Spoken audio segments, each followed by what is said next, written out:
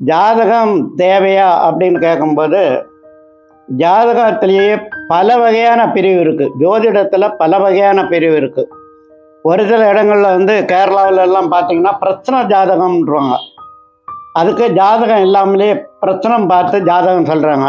அந்த வந்த நேரம் எப்படி இருக்குது, நீங்கள் உள்ளே வந்த நேரத்தை வச்சு, அந்த நேரத்துக்குள்ள கிரக நிலையை வச்சு, அந்தக்கு கட்டம் போட்டு அந்த பிரச்சனை ஜோதிட அடிப்படையில் நீங்கள் என்ன நினைக்கிறீங்கோ, என்ன செய்கிறீங்கோ, அது நல்லதா கெட்டதா அப்படின்னு சொல்லிடுறாங்க.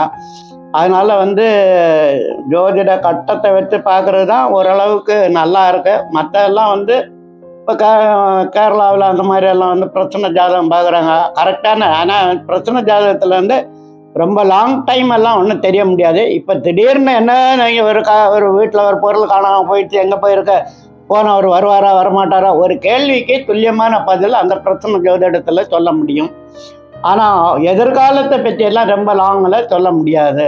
அதே மாதிரி இந்த ஜாதக கட்டத்தை கணித்து சொல்லும்போது மட்டும்தான் நீங்கள் 10 வருஷம் கழிஞ்சு இல்லை 20 வருஷம் கழிஞ்சு உங்களுக்கு எப்படி இருக்கும்லாம் சொல்ல முடியும்.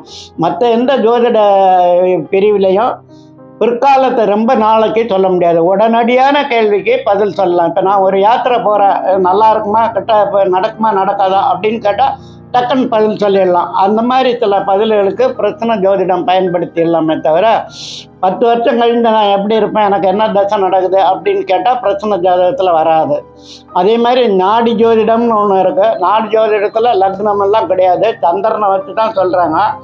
ஆனால் நாடி ஜோதிடத்தில் எல்லாமே அந்த காலத்தில் அகஸ்தியர் எழுதி வச்சுருக்காரு. இந்த மாதிரி நாடி ஜோதிடத்தில் 16 காண்டம் இருக்குது. இந்த 16 காண்டத்துலேயும் பலவிதமான பிரிவுகள் இருக்குது. எல்லாத்தையும் இன்றைக்கி கல்யாணம் எப்போ நடக்குது எல்லாம் இருந்தாலும் தற்கால நாடி ஜோதிடம் அவ்வளோ தெளிவு. நான் நாடி ஜோதிடத்தை குறை சொல்லலை. ஆனால் தற்காலத்தில் நாடி ஜோதிடத்தில் ரொம்ப தெளிவான பதில் கிடைக்கிறது இல்லை.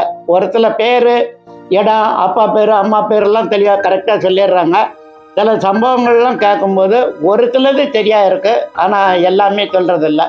அது காரணம் என்னென்னா, நாடி அந்த காலத்தில் எழுதக்கூடிய யார்டு எல்லாம் திருப்பி இப்போ புதுசாக எழுதி சேர்த்துட்றாங்க. அதனால் அதில் நிறைய வித்தியாசங்கள் வருது.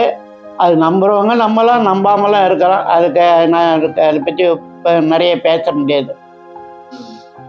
சரிங்க, புரிஞ்சிச்சா?